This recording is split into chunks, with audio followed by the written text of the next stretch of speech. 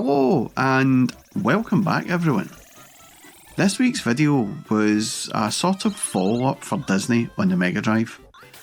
Quackshot was a Disney platform-based game that featured Donald Duck as the main character on his quest to track down a lost artifact.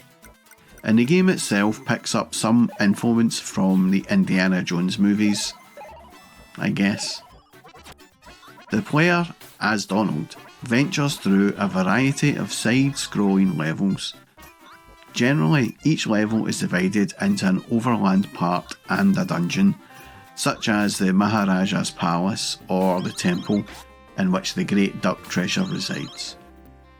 Although the player may choose any order to play the overland sections, various obstacles prevent the player from entering the dungeons outside a specific order. In addition to this, some levels provide the player with vital clues which solve puzzles needed to progress in later sections. Once Donald has completed the overland section of an area, he may leave by calling his nephew's biplane, and will return to the dungeon entrance of that area if the player chooses to return.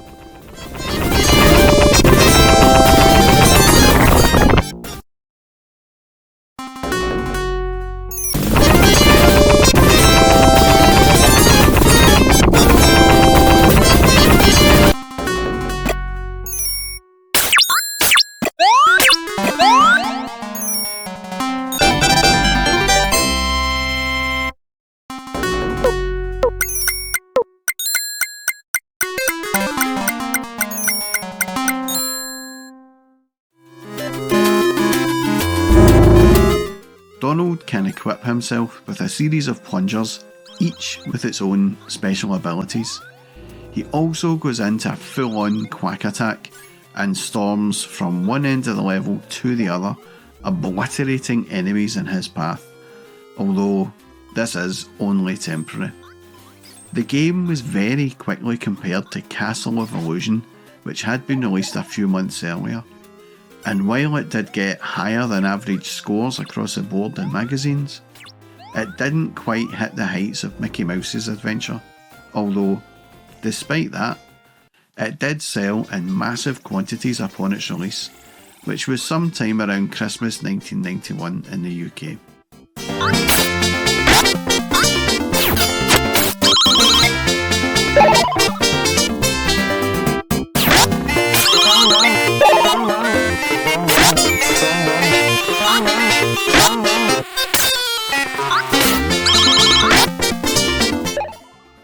I wasn't the biggest fan of this game. This kind of cutesy platformer was not really my bag. I did enjoy Castle of Illusion and did acknowledge that it was a great game, but Quackshot was just a little bland for me. The biggest annoyance I found with the game was the back and forth nature of the play. You could pick any destination you wanted, but unless you had a certain object, then you were not going to complete that level. And so that meant a lot of visiting and revisiting levels on those early playthroughs. But once you memorised the order, it was more plain sailing. But the nature and the pacing of the game meant for me it was a tedious task. And I do remember it being frustrating at the time all those years ago. I had forgotten how frustrating I did find it, and this playthrough was a massive chore for me in all honesty. And it's a real shame, as Quackshot is not a terrible game. The challenge is quite evenly spread out and nothing is overly difficult, although there is more than a fair share of trial and error in the game, and a few annoying jumpy sections as well. But overall, it's not a terrible game.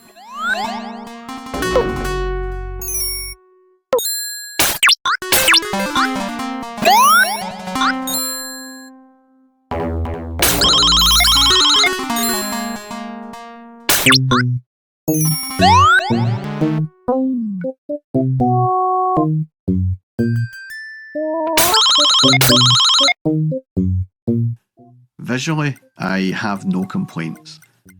The look of the game is right up there with Castle of Illusion, and towards the end of 1991, the Mega Drive was hitting its peak in the graphics department. The animation on Donald is pretty good, and when he does the quick waddle, he sort of spins on the spot for a brief moment until he gets going, and that looks great. The levels are nicely presented as well, with some nice looking enemy sprites, again, all looking like the sort of thing you would expect from a Disney game. The map screen looks okay, the plane with Huey, Dewey and Louie looks very Disney-esque, and nothing really looks cheap or nasty.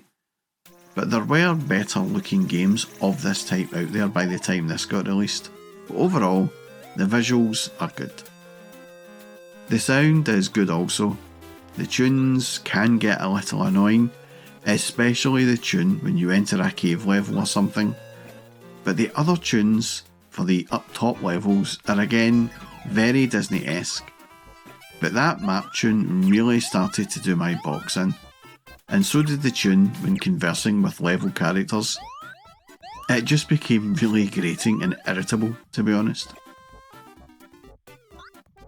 The sound effects are lifted straight out from the Castle of Illusion, although new ones have been added for when Donald has his quack attack, and for the plungers and such like. But there isn't really much more to say on them other than they are adequate. And I think that sums up the Quackshot experience for me. It was a game that was adequate. It wasn't terrible, but it wasn't amazing either. And I think for my money, there were better options out there in the form of Castle of Illusion and Sonic the Hedgehog. So I wasn't really going to be persuaded to buy this game, or even hire it. But I did borrow it, of course, from my mate, just because that's what you done in those days. And while it was okay for a day or two, I just didn't really get into it. And even years later, I really struggled to get into it.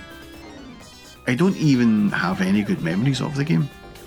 But in the past few weeks, I had thought about giving it another bash, just to see if I had been too harsh on my initial opinions of the game. And I have to say, my initial opinion still stands. It's not terrible, but it's not great. But it is worth a go, if you have the ability to do so. And that was my look back at Quackshot. Please do all the usual like, comment or subscribe malarkey if you enjoyed the video, and another massive thank you to those who have done so already. And that's all from me folks. Thanks for watching.